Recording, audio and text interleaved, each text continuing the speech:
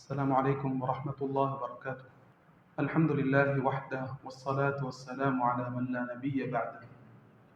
அன்புக்குரியவர்களே, கண்ணியமானவர்களே, உலகத்திலே நடந்த அநியாயங்களுக்கு எப்படி முடிவு கட்டப்பட்டது, அநியாயம் செய்தவர்கள் எப்படி தண்டிக்கப்பட்டார்கள் என்பதை அல்லாஹு தஆலா அல் குர்ஆனுடைய வரலாறுகள் மூலமாக எமக்கு படித்து தருகின்றார். நபி ஸல்லல்லாஹு அலைஹி வஸல்லம் அவர்கள் பிறந்த வருடம் ஆமுல் ஃபீல், யானை ஆண்டு என்று அழைக்கப்படக்கூடிய வருடம். இந்த வருடத்திலே மிகப்பெரிய ஒரு அநியாயம் நடக்க இருந்தது. அந்த அநியாயத்தை மனிதர்களுடைய கற்பனைக்கு படாத முறையிலே அல்லாஹு சுப்ஹானஹு வ தஆலா தடுத்தான், அழித்தான். அந்த வரலாறை அல்லாஹு சுப்ஹானஹு வ தஆலா அல் குர்ஆனில் இருக்கக்கூடிய ஒரு சிறிய ஒரு சூறாவிலே சொல்லி காட்டுகின்றார். அந்த சூறாவுக்கு பேர் சூரத்துல் ஃபீல். அன்புக்குரியவர்களே, கண்ணியமானவர்களே, ஒரு அரசன் தனது யானை படைகளை எடுத்துக்கொண்டு வருகின்றான் கஅபத்துல்லாவை அழிப்பதற்காக வேண்டி. அப்ரஹா என்ற அரசன், அவனது மிகப்பெரிய ஒரு யானை இருந்தது, மஹ்மூத் என்ற யானை இருந்தது. அத்துடன் சேர்த்து இன்னும் சில யானைகளை எடுத்துக்கொண்டு வருகின்றான், இதை அழிப்பதற்காக வேண்டி. அந்த காலத்திலே இந்த படையை பற்றி மக்காவில் இருக்கக்கூடிய மக்கள் பேசிக் கொண்டிருந்தார்கள். இப்படி ஒரு படையொன்று வரப்போகின்றது, அழிக்கப் போகின்றது என்பதுதான் பேச்சு பொருளாக இருந்தது.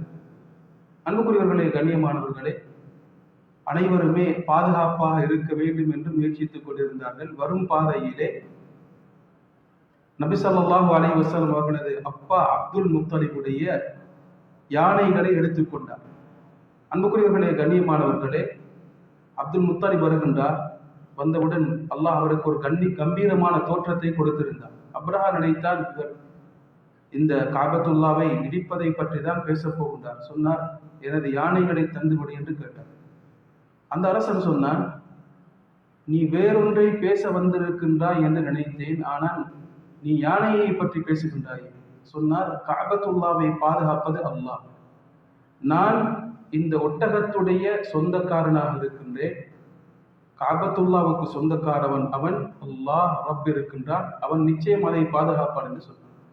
அன்புக்குரியவர்களே, கண்ணியமானவர்களே, அனைவரும் பார்த்து கொண்டிருக்கும் பொழுதே அல்லாஹ் சிறிய பறவைகளை அனுப்பி அந்த படையை அழித்த வரலாறை அல் குர்ஆன் சொல்கின்றது. அலம் தர கைஃப ஃபஅல ரப்புக பி அஸ்ஹாபில் ஃபீல்.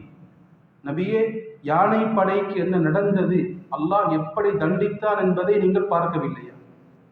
அலம் யஜஅல் கைதஹும் ஃபீ தப்தீல். இவர்கள் சூழ்ச்சி செய்தார்கள் கஅபத்துல்லாவை இடிப்பதற்காக வேண்டி. ஆனால் அவர்களது சூழ்ச்சியை, அவர்களது பலத்தை அல்லாஹ் அடியோடு அழித்த வரலாறை நீங்கள் பார்க்கவில்லையா? அலம் தர கைஃப ஃபஅல ரப்புக பி அஸ்ஹாபில் ஃபீல் அலம் யஜஅல் கைதஹும் ஃபீ தப்தீல். அல்லாஹ் எப்படி அழித்தான்? இவ்வளவு பெரிய ஒரு படையை அல்லாஹ் பெரிய ஆயுதங்களை கொண்டு அழிக்கவில்லை, அல்லாஹ் சிறிய பறவைகளை கொண்டு அழித்தான். வஅர்ஸல அலைஹிம் தைரன் அபாபீல். சில பறவைகளை அல்லாஹ் கூட்டம் கூட்டமாக அனுப்பினான். அந்த பறவைகளது வாயிலே சிறிய கற்கள் தான் இருந்தது, சின்ன சின்ன ஸ்டோன்ஸ் தான் இருந்தது. இவ்வளவு பெரிய படையை அல்லாஹ் சிறிய பறவைகள் மூலமாக, அந்த பறவைகளிலே வாயிலே இருக்கக்கூடிய சிறிய கற்கள் மூலமாக, ஸ்டோன்ஸ் மூலமாக அல்லாஹ் அந்த படையை அழித்தார். ஃபஜஅலஹும் கஅஸ்ஃபின் மக்பூல். அல்லாஹ் எப்படி சொல்கிறான் என்றால், சப்பி துப்பப்பட்ட வைக்கோலை போன்று நாங்கள் ஆக்கினோம். சுப்ஹானல்லாஹ். இதிலே பெரிய படிப்பினைகள் அன்புக்குரியவர்களே, கண்ணியமானவர்களே இருக்கின்றது. முதலாவது படிப்பினை, அல்லாஹ்வுடைய சக்தி, அல்லாஹ்வுடைய வல்லமை, அது வித்தியாசமானது. மனிதர்களது கற்பனைக்கு படாத முறையிலே அல்லாஹ் சுப்ஹானஹு வ தஆலா உலகத்துடைய காரியங்களை நடத்துவார். அது நல்லதாக இருக்கும், கெட்டதாக இருக்கும். மனிதர்களது கற்பனைக்கு படாது. இப்படியெல்லாம் நல்லது நடக்கும் என்று நாம் நினைத்திருக்க மாட்டோம், இப்படியெல்லாம் மோசமானது நடக்கும் என்று நினைத்திருக்க மாட்டோம். அனைத்தையும் அல்லாஹ் செய்து கொண்டிருக்கிறான். அவன் சக்தி உள்ளவன். அவனது சக்திக்கு ஏற்றவாறு செய்ய வேண்டிய நேரத்திலே அல்லாஹ் சுப்ஹானஹு வ தஆலா செய்து கொண்டிருக்கிறான்.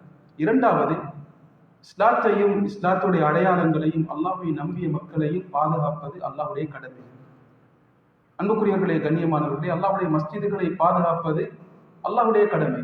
நாம் மஸ்ஜிதுகளை பாதுகாக்க வேண்டும், நாம் இல்லாவிட்டால் மஸ்ஜிதுகள் அழிந்து போய்விடும் என்று நாம் பயப்பட வேண்டிய அவசியம் இல்லை. மஸ்ஜிதுகள், இதன் கட்டிடம், இஸ்லாத்துடைய அடையாளங்கள், இதை பாதுகாப்பது அல்லாஹ்வுடைய கடமை.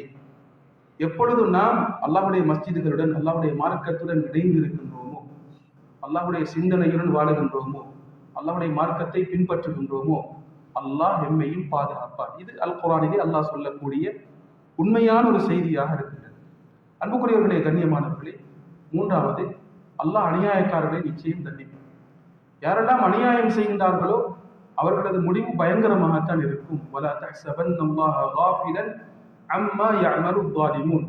அநியாயக்காரர்கள் செய்யக்கூடிய அநியாயத்தை அல்லாஹ் மறந்திருக்கின்றான் என்று நபியே நீங்கள் நினைத்துக் கொள்ளாதீர்கள். நிச்சயம் அல்லாஹ் தண்டிப்பார். தண்டிப்பதற்கு ஒரு நேரம் இருக்கின்றது. அந்த நேரம் வரைக்கும் சற்று அல்லாஹ் அவகாசத்தை, டைமை கொடுத்து கொண்டிருக்கின்றான். திருந்துகின்றார்களா இல்லையா? பிடிக்கும் ஒரு நேரம் வந்துவிட்டால் அல்லாஹ் பிடிப்பான். அவனது பிடி பயங்கரமாகத்தான் இருக்கும். தப்பவே முடியாது. எவ்வளவோ சப்தமிடுவார்கள், நேரம் கேட்பார்கள், அல்லாஹ் கொடுக்க மாட்டான் என்று அல்லாஹ் சுப்ஹானஹு வ தஆலா சொல்லி காட்டுகிறார். இந்த சூறாவிலே அல்லாஹ் தஆலா நபி ஸல்லல்லாஹு அலைஹி வஸல்லம் அவர்களை பார்த்து, நீங்கள் பார்க்கவில்லையா, இப்படியெல்லாம் செய்தோம் என்று அல்லாஹ் ஒரு விடயத்தை ஞாபகப்படுத்துகின்றான். நபியே, இந்த கஅபாவை பாதுகாத்தோம், மக்காவை பாதுகாத்தோம். இது அல்லாஹ் கொடுத்த மிகப்பெரிய ஒரு பாக்கியம். இந்த பாக்கியத்துக்கு நீங்கள் நன்றி செலுத்துங்கள்.